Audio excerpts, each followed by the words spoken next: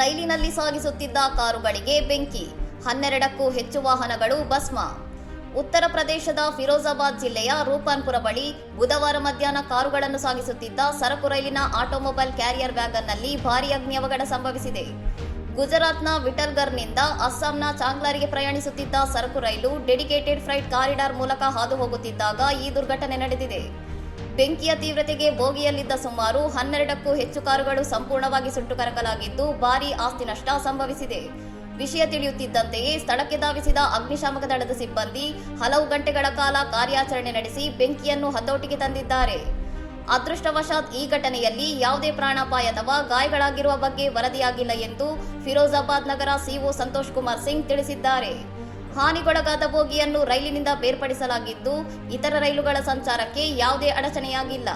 ಬೆಂಕಿ ಹೊತ್ತಿಕೊಳ್ಳಲು ನಿಖರವಾದ ಕಾರಣವೇನು ಎಂಬುದು ತನಿಖೆಯ ನಂತರವಷ್ಟೇ ತಿಳಿದು ಬರಬೇಕಿದೆ. ಇನ್ನಷ್ಟು ಸುದ್ದಿಗಳಿಗಾಗಿ ನೋಡ್ತಾ ಇರಿ ಸೌರಂ ಟಿವಿ.